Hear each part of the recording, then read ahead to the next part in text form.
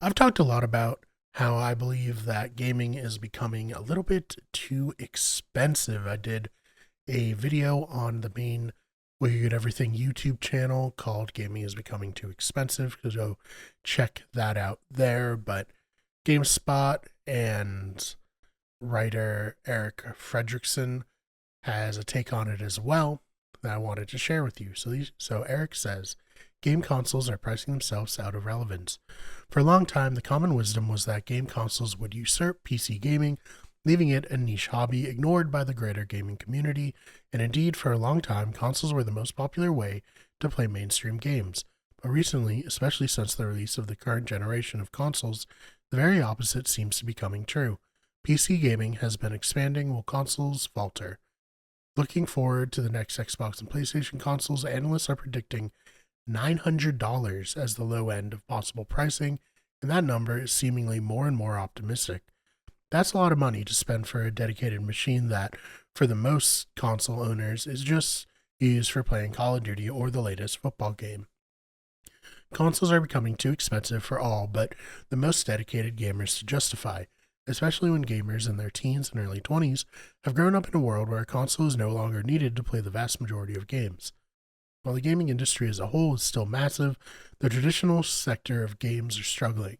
Games industry sales tracker Circana reported that last year games spending in general dropped by 4% compared to last year. Hardware spending specific dropped 27%, Xbox Series and PlayStation 5 sales dropped by 70 and 40% respectively. Nintendo's numbers were bolstered by the launch of the Nintendo Switch 2, but still saw a 10% drop. Both PS5 and the current Xbox consoles have seen multiple price hikes in the last 18 months. The Nintendo Switch 2 launched at $450 in the US, 50% higher than the launch of the first Switch. Video game software and hardware have both been remarkably inflation resistant over the years.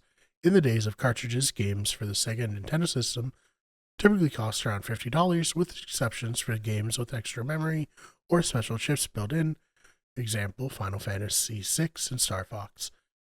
If the industry simply followed inflation the way many other products do, those games would cost almost $130 a piece today. Consoles have been similarly resistant, hovering around $600 when adjusted for inflation. The Nintendo Entertainment System launched at $180, about $600 in 2026. The PlayStation was $299 at launch, or about $630 now. The Xbox 360 was $399 or $675 in 2026. The PlayStation 3 was a notable outlier here, with the $600 price tag that then PlayStation boss Ken Kuchigara said customers would work more hours to buy would be about $1,012 today. Mostly, though, they stuck around the same level of impact on our wallets throughout the years. Throughout the lives of these systems, almost everyone has seen some kind of mid-cycle update, like the tiny PS1, the Xbox 360 Slim, and the Xbox One S, that launched at lower prices than their direct predecessors, including the PS3 Slim, which launched at $299 in August 2009, or about $460 now. Now that's starting to change. This is all to help establish what a strange time we're living in for gaming. This Xbox Series X and PlayStation 5 launched in 2020 for $499 each, almost 6 years into their life cycles. They're still buying the original systems, not slimmed down versions, and we're paying more for them. The PS5 retails for $580, while the Xbox Series X goes for $555. The next system from Sony and Microsoft are expected again to be at least $900. There are, of course, a variety of reasons for these climbing prices. The general march of inflation is part of this, but certainly not the whole explanation. Tariffs introduced by the Trump administration in early 2025 put a lot of weight on imports from parts of the world where important console components come from, such as Taiwan and China. Those tariffs have made nearly everything about importing electronics to the US more expensive. There's also the impact of the AI industry, especially in the US, which has been in a state of flux since nearly its inception. We talked about the potential impacts of the AI-induced chip shortage on gaming and gaming hardware. Companies such as OpenAI have been rapidly opening data centers, and this has increased demand for ultra-fast memory, also known as RAM, and solid-state storage to the point where some companies like memory maker Micron have turned away from supplying consumers to focus on business-to-business contracts. The higher demand for components makes them more expensive, driving up the price of the consoles that require them. Interestingly, the past few months have seen an increase in data center cancellations, and almost half of the U.S. data centers are expected to be delayed or canceled entirely in the next year. However, as with any price increase, prices go down much more slowly than they go up, so it's hard to say how those new elements will change the part of the equation. And we can't ignore the bombing of Iran by the United States and the resulting closure of the Strait of Hormuz, a major sea shipping route.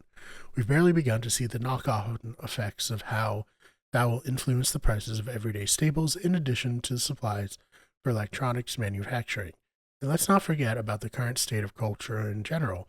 Gaming as a hobby is still most popular with millennials, and younger gamers these days prefer social gaming experiences, whether competitive or otherwise, as well as games centered on user-generated content. And while many of us merely adopted doom scrolling, Gen Alpha was born into it. Social games and social media are where their interests lie.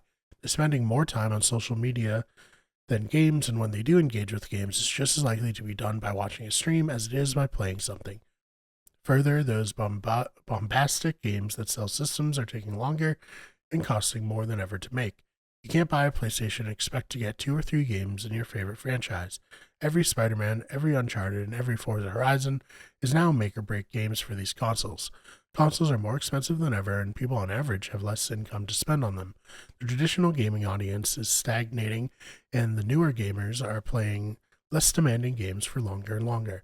That means that Microsoft, Sony, and to some degree Nintendo have to do a better job than ever of selling their systems to us, making them worth the money. Historically, major advances in graphics have typically been a reason to buy new consoles. The jump from the NES to the Super NES, from PlayStation to PS2, and so on were self-evident, but if your PlayStation 5 or Xbox Series console still feels new to you despite being almost 6 years old, it's not just you. Game graphics have hit something of a plateau, and companies like Nvidia are currently focused on optimization. Photorealistic games are the norm, and the competition from one to another isn't nearly as dramatic as it used to be. Advances in visual fidelity have become increasingly incremental.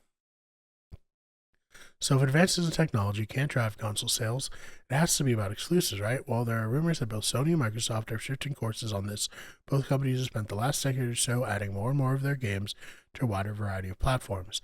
The next Xbox, codenamed Project Helix, is intended to bridge the gap between gaming consoles and PCs, allowing users to play back catalogs of not just 5th generation of Xbox, but also games from popular PC storefronts like Steam and Epic, all through their streamlined interface of a game console. That's actually an exciting feature if it works as well as promised. Most Xbox games these days are already available on PC anyways. Sony has this library of pseudo-exclusive titles to lean on, but it continues releasing its games on PC. Then Project Halo owners would be able to play PlayStation games on their Xbox consoles. So, a lot to go over there. You can read the full article. I'll link it down below, but I just thought it was such an interesting position that gaming is in right now.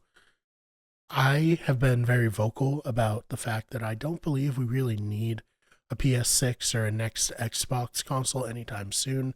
I feel like because the development cycle is so long these days for these premier games, that we haven't really felt like this particular generation has been as full as previous generations.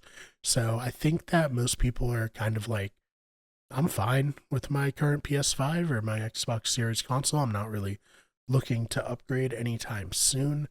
And I think that's totally fair. That's not good for the game industry. Obviously, they want people to be upgrading, but everything is so expensive nowadays, not just video game consoles, but everything. Food, gas, everything is way, way up compared to what it used to be. So people aren't going to be spending as much money on consoles. I mean, consoles are far and away the obvious thing to cut if you're going to cut anything. So I agree with Eric here that gaming is pricing itself out of the zeitgeist. I wasn't really aware. You brought up a good point that Gen Alpha isn't as into games. It's kind of surprising to me.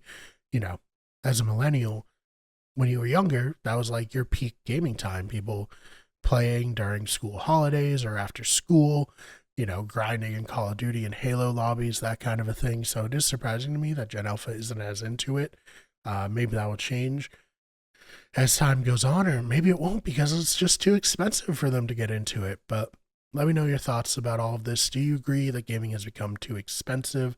Are you somebody who's like not into gaming as much as you used to be because of the price hikes? So let me know in the comments. And if you enjoyed this video, please subscribe if you're watching on Those Fake Nerds. We have new videos coming out all the time on the channel.